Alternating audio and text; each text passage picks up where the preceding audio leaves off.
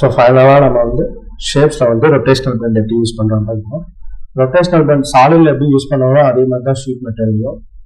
So section, define, line select பண்ணிக்கோங்க, sketch, then sketch view.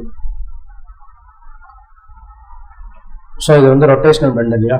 So அதுக்காக நான் வந்து என்ன பண்ணிக்கிறேன்னா ஒரு சென்டர் ஆக்சிஸ் வரைஞ்சிங்க, தென் ஒரு சர்க்கிள்,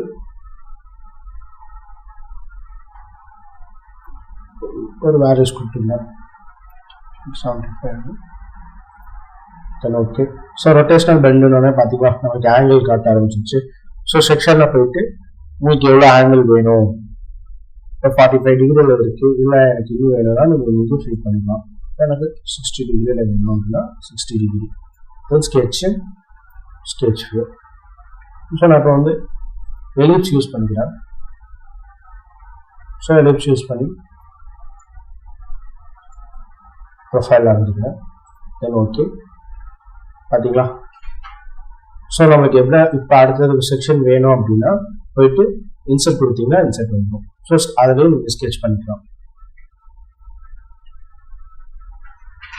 ஸோ ஸ்கெட்ச் பண்ணிட்டு பார்த்தீங்கன்னா உங்களுக்கு வந்து ஷீட் பண்ணிட்டலாம் வரும். இந்த மாதிரி டிஃப்ரெண்ட் ப்ரொஃபைல்ஸ் கூட நீங்கள் வந்து ஆட் பண்ணிக்கலாம்.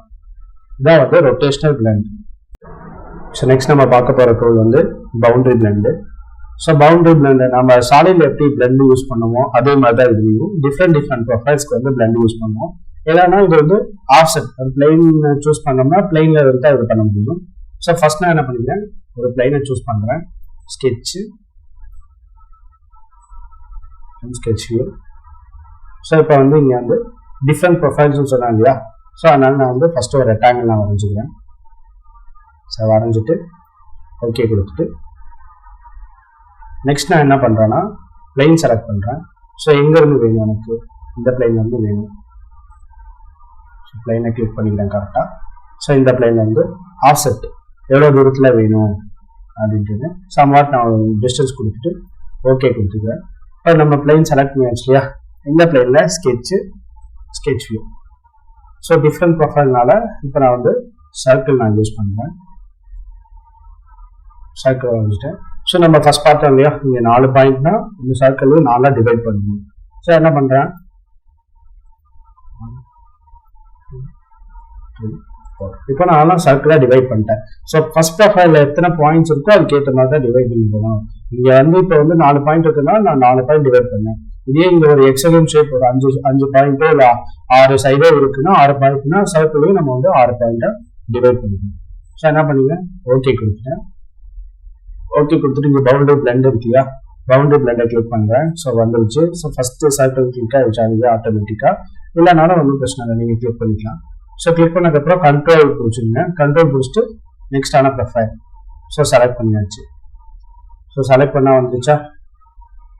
ஆஸ் யூஷுவல் நம்ம அதில் பார்த்த மாதிரி வந்து டேஞ்சர் நான் கொடுக்குறேன். இங்கேயும் நான் டேஞ்சர் கொடுத்து பார்க்குறேன், ப்ரொஃபைல் வந்துருக்கான்னு இல்லை.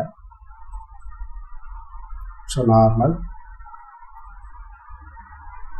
நார்மலில் எனக்கு கிரியேட் ஆகலை. ஸோ கர்வேச்சர் கொடுத்து பார்க்குறேன். ஸோ கர்வேச்சரில் எனக்கு கிரியேட் ஆகிருக்கா, எடுத்துட்டு ஓகே. இப்போ நான் ஓகே கொடுத்து பார்த்தேன்னா ப்ரொஃபைல் வந்து கிரியேட் ஆகிருக்கும். லைக் இது வந்து நீங்கள் என்ன டிஃப்ரெண்ட் ப்ரொஃபைல்ஸ் வேணாலும் நம்ம யூஸ் பண்ணிக்கலாம் இதில். ஸோ இந்த மாதிரி நிறைய யூஸ்ஃபுல்லான கண்டென்ட்க்கு நீங்கள் வீடியோவை லைக் பண்ணுங்கள், ஷேர் பண்ணுங்கள், சப்ஸ்கிரைப் பண்ணுங்கள்.